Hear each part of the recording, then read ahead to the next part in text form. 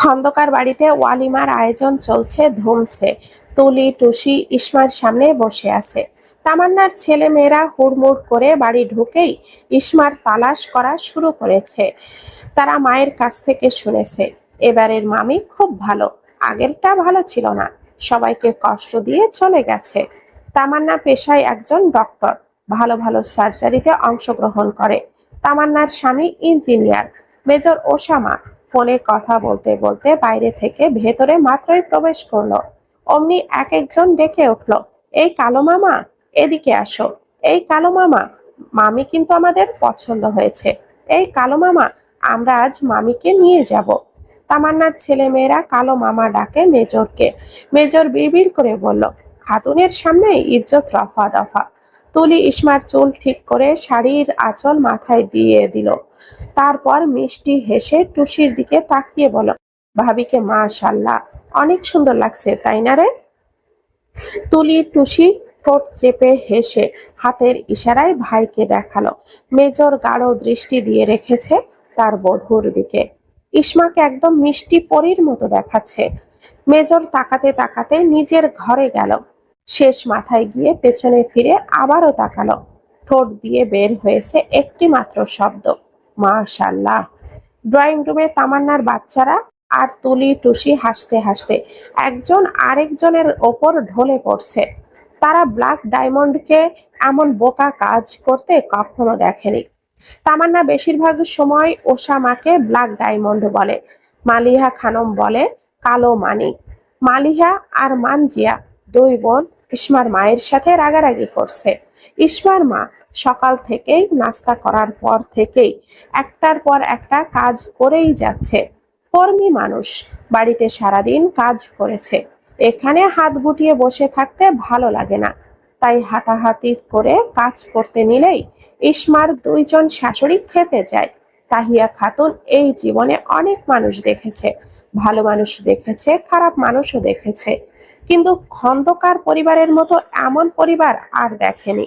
ইসমার শ্বশুর আর চাচা শ্বশুর বাজার করে ফিরেই বউয়ের ছালামি দিয়েছে। এই ছালামি নিয়ে এখনো বসে আছে।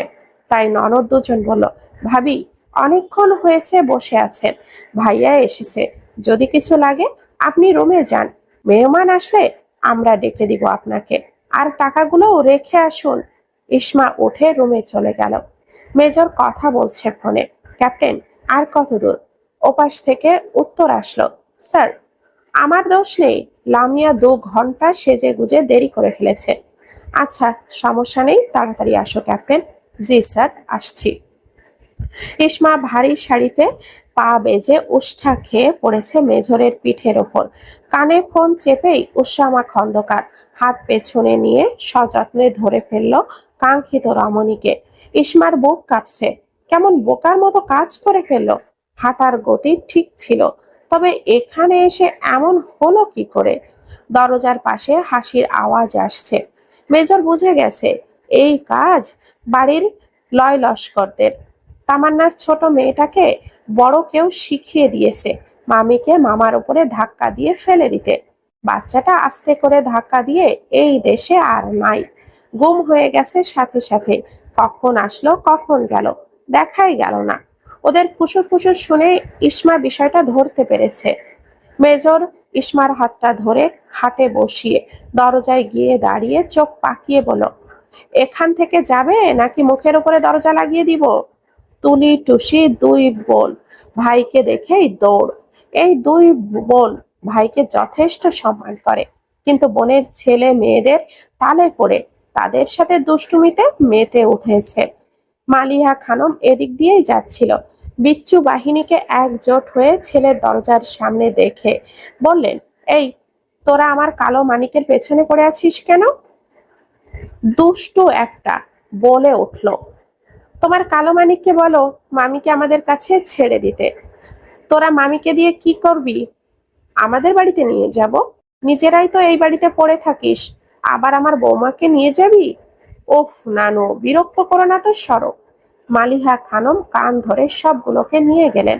যেতে যেতে বলে গেলেন, আমার কালো মানিককে তোরা বড্ড জ্বালাস, তামান্না আসুক তোদের সব কয়টাকে ধরতে হবে। খাতুন, জি? তোমার কি কি লাগবে একটা লিস্ট করো। আমার এখন কিছু লাগবে না, আপু অনেক কিছুই দিয়েছে। ওইটা আপুর তরফ থেকে দিয়েছে। ওইটা তো আপুর তরফ থেকে দিয়েছে। আমি তো কিছুই দিলাম না। আচ্ছা, তোমাকে নিয়ে বের হলে কেমন হয়? নিজের পছন্দ অনুযায়ী যা যা লাগবে কিনে নিবে। তোমার মামারা আসছে, তাদের সাথে কিন্তু শাশুড়ি মাকে যেতে দিব না। আমি ক্যাম্পে ফিরে যাওয়ার পর তোমাকে আর শাশুড়ি মাকে বাবা আর কাকু মিলে গ্রামে নিয়ে যাবে, আবার তাদের সাথেই চলে আসবে। মন খারাপ করে ফেললাম? না, মন খারাপ হয়নি, কিন্তু মা এতদিন এখানে থাকতে চাইবে না। শাশুড়ি মা এখন থেকে এখানেই থাকবে। ইয়া আল্লাহ, মানুষ কি বলবে? যখন আমরা দুঃখে থাকি তখন মানুষ একটু দুঃখের ভাগ নিতে আসে না, আর যখন সুখে থাকি তখন মানুষ সুখের উৎস খুঁজতে দৌড়ে আসে। মানুষের কানে কথা না নিলেই হয়। আর কে কি বলল তাতে আমার মনোযোগ বিঘ্ন ঘটে না। এই মুহূর্তে আমি তোমার কথাই গুরুত্ব দিব বেশি। আমাকে হতাশ করো না খাতুন। আমি চাই তোমরা মা মেয়ে একসাথেই থাকো। আমার পরিবার তোমার পরিবার এক পরিবার। ছোট খালামণিকে যেমন দেখেছো, আমার মা তার চাইতেও আরো বেশি সহজ সরল। আর মেজো খালামণিকে তো নিজের চোখেই দেখলে। শাশুড়ি মায়ের কোনো অভিযোগ থাকবে না খন্দকার বাড়িতে, ইনশাল্লাহ। ইসমার চোখের পানি টলমল করছে, যেন কচু পাতার উপরে কয়েক ফোঁটা পানি। অস্থির হয়ে নড়াচড়া করছে, যে কোনো সময়ই পড়ে যাবে। তার মাকে নিয়ে এমন করে কেউ চিন্তা করেনি। খুব ভালো লাগছে মেজর স্বামীর কথা শুনে। চোখ থেকে পানি পড়েও গেল। এক ফোঁটা মোটা অশ্রুকণা গালের কাটা দাগে এসে থেমে গেল। ফর্সা গালে কালো দাগে এক ফোঁটা জলকানা। মেজর যেন ঘোরে চলে গেছে। আনমনেই হাত উঠিয়ে বৃদ্ধা আঙ্গুলের মাঝে নরম জলকণা মুছে দিল। ইসমার ডাগর ডাগর চোখ থেকে ধারাবাহিকভাবে আরো দুই ফোঁটা জল গড়িয়ে পড়ল মেজরের হাতে।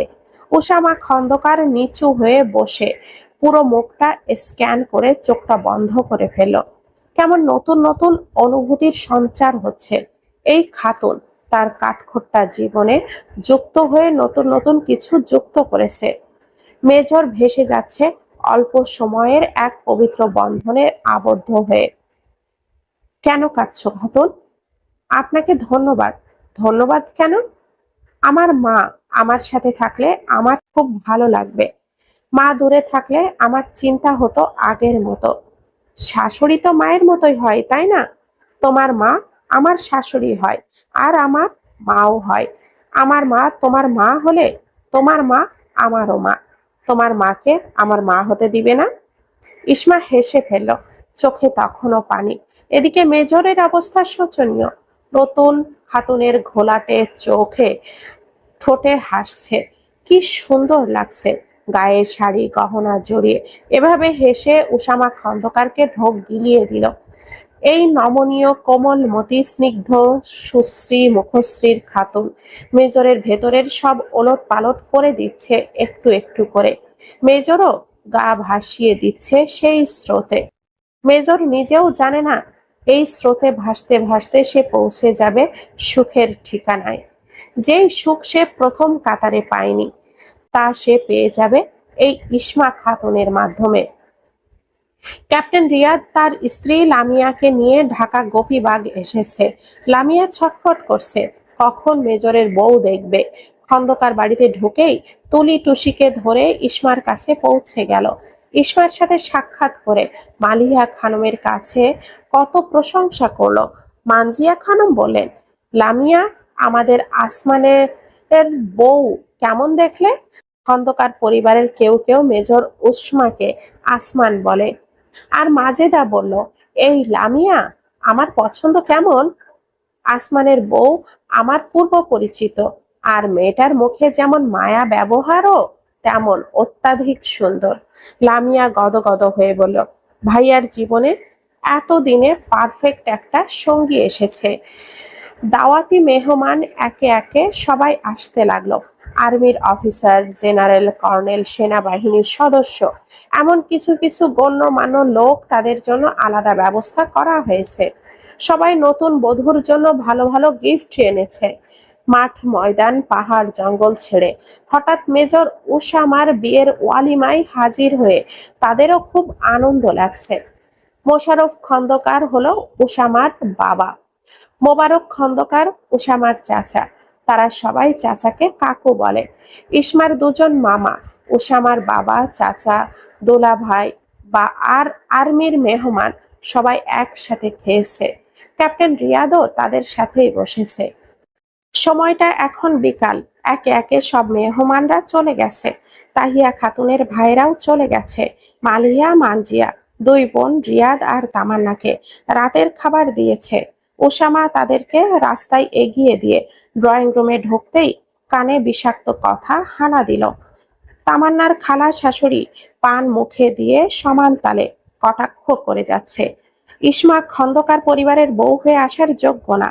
বদ্ধা মেয়েকে কেন মেজর হয়ে বিয়ে করলো? এই বংশ নির্বংশ থেকে যাবে। যেই ঘরে বাজা মেয়ে থাকে সেই ঘরে রহমত আসে না। গ্রামের অশিক্ষিত মেয়ে কোনোভাবেই মানানসই নয় মেজর ওসামার সাথে। এইসব ইত্যাদি ইত্যাদি। তামান্না রাগে ফুঁসছে। খালা শাশুড়িকে কিছু বলতেও পারছে না। ইসমার সামনেই বসা। তাহিয়া খাতুন একটু আগে ঘুমিয়েছে। বর্তমান ড্রয়িং রুমে কি হচ্ছে তা তাহিয়া খাতুনের অজানা। মালিহা, মানজিয়া দুজন পরিস্থিতি স্বাভাবিক করতে বললেন।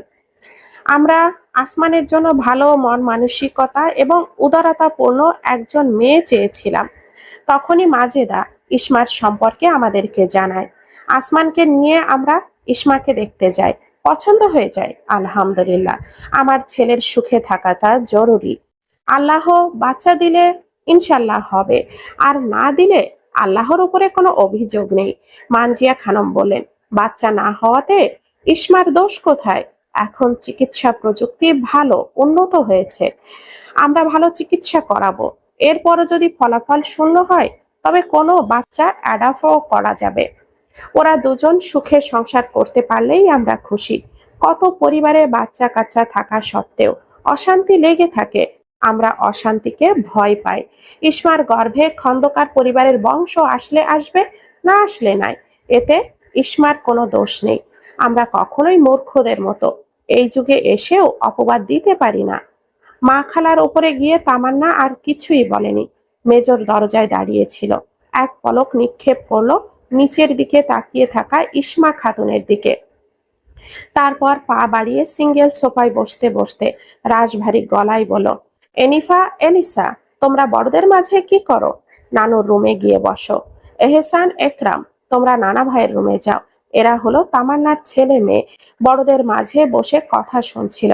অন্য সময় কালো মামা করে গলা ছিঁড়ে ফেললেও এখন ভদ্র বাচ্চার মতো ড্রয়িং রুমে ত্যাগ করে চলে গেল। মামার কণ্ঠ শুনে বুঝতে পেরেছে মামা এখন সিরিয়াস মোডে আছে। খালাম্মা, আপনার এত মায়া আমার জন্য কবে থেকে তৈরি হলো? ডান পাশে ভুরু উঁচিয়ে প্রশ্ন করলো উসামা খন্দকার।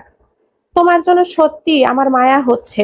একটা খুতওয়ালা মেয়েকে কেন বিয়ে করলে? আগের ঘরে বাচ্চা হয়নি, এখানেও হবে না। তুমি চিরকাল বাবা ডাক শোনা থেকে বঞ্চিত হয়ে গেলে। জেনে শুনে কেউ এমন কাজ করে? এইসব মেয়ে তো অপয়া। এই মেয়ের পেটে কোনো ফুল ফুটবে না। এখন হয়তো বন্ধা বলে মায়া দেখাচ্ছ, কিন্তু কিছু বছর পার হয়ে গেলেও তুমি বুঝবে।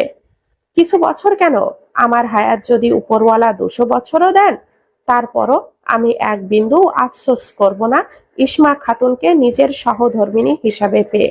আপনি কাকে বন্ধা খুতওয়ালা বলছেন? বন্ধা কাকে বলে আপনি বোঝেন? আপনার হাতে আমার স্ত্রীর মেডিকেল রিপোর্ট আছে, যার ভিত্তিতে সরাসরি বন্ধা উপাধি দিয়ে দিলেন। কার বাড়িতে কাকে নিয়ে কথা তুলছেন? আপনার এমন নিচু স্বভাব আগে থেকেই। অবনী ফকিন্নি নির্লজ্জ হারাম কাজে করে চলে গেছে, আর আপনি আপুর শ্বশুর বাড়ি থেকে আমার নামে পাড়ায় পাড়ায় কথা ছড়িয়ে বেরিয়েছেন। মেজর হয়ে স্ত্রী ধরে রাখতে পারলাম না, ওকে ধরে রাখার আমার ঠেকা লেগেছে। ওর নাপাক ছায়া আমার বাড়িতে লেগেছে। সেই দূষিত ছায়া দূর হয়েছে ইসমা খাতুনের ছায়া পড়ে। সেই খাতুনকে আপনি কি করে বলতে পারেন তার কারণে রহমত আসতে বাধা পড়বে? যদি রহমত আসতে বাধা পড়ে তবে তার জলজ্যান্ত প্রমাণ আপনি এখানে বসে বসে পান চিবিয়ে যাচ্ছেন, কারণ আপনি নিজেই এক অকল্যাণকর ঝান্ডা। যেখানে যাবেন সেখানেই অবান্তর কথা প্রকাশ করে পরিবেশ নষ্ট করবেন। খাতুনের গর্ভে ফুল আসুক আর না আসুক, খাতুন নিজেই একটা ফুল। এক নারী আমাকে ঘোল খাইয়ে চলে গেছে, তার মানে এই না মোশাররফ খন্দকারের ছেলে উসামা খন্দকার অন্ধ বধির। ওর চাল চলন ধরতে পেরেই ওকে ওর রাস্তায় ছেড়ে দেই। আমার সামনে বিশৃঙ্খলা করতে আসলে ওর উড়ন্ত পাখা কেটে দিতাম অন্য পদ্ধতিতে। আমাকে ঘিরে আপনার আলতু ফালতু প্রচার প্রসার আমার কানে এসেছে। মূর্খের সাথে তর্কে জড়ানো আরেক ঝামেলা। আপুর শ্বশুর বাড়ির লোক, আবার মুরব্বি, তাই কিছুই বলিনি। এইসব কথা আমার যায় আসে না, কিন্তু যাকে নিয়ে আপনার নরম জিহবা দিয়ে শক্ত কঠিন শব্দ বের করেছেন তাকে এইসব বলে অ্যাটাক করা অপরাধ। আপনি কেন, আপনার মতো 10 জনের কথা কেন গলায় আটকে যায় এমন ব্যবস্থা করতে আমার শুধু 2 মিনিটের ব্যাপার। জিহবার ওপর একটা বুলেট রাখলেই শেষ। আমাকে আমার মতো থাকতে দিন, নিজের জবানের হেফাজতে রাখুন। এক নারী হয়ে আরেক নারীর দুর্বল জায়গা নিয়ে আঘাত করে কথা টানেন কি করে? বন্ধা বন্ধা, এই শব্দটার মাঝে কি আছে? কেন এই শব্দটা আলাদা করে দেয় একজন নারীর সুখের অধিকার থাকার থেকে? কথার মাধ্যমেও কাউকে চরমভাবে রক্তাক্ত করা যায়, কথার মাধ্যমেও কাউকে মার্ডার করা যায়। আপনারা কি ভেবে দেখেছেন? এই যে বন্ধা বাজা বলে চলে যাচ্ছেন, এই বাক্যগুলো কি? এই বাক্যগুলো হলো এক একটা মরণ যন্ত্রণার হাতিয়ার। এগুলো বলে বলে আপনারা মেরে যান এক অসহায় নারীকে। এই যেমন আপনাকে না মেরেও আমি মেরে ফেললাম, অথচ কোথাও কোনো ব্লাড নেই, কাটা ছেঁড়া নেই। শুধু বলেছি আপনার জিহবার উপরে একটা বুলেট রাখবো, এতেই আপনি কষ্ট পাননি? বলেন, অবশ্যই পেয়েছেন। নিজের ছেলের বয়সী একজন যদি বলে নরম জিহবা দিয়ে জঘন্য কঠিন কথা বের করার অপরাধে বুলেট ছুড়ে দিবে, তবে এত কলিজায় গিয়ে আঘাত আনবেই। আপনাদের কথাও তাদের কলিজায় বিধে, যাদেরকে খুদ বন্ধা বাজা বলে আনন্দ প্রকাশ করেন।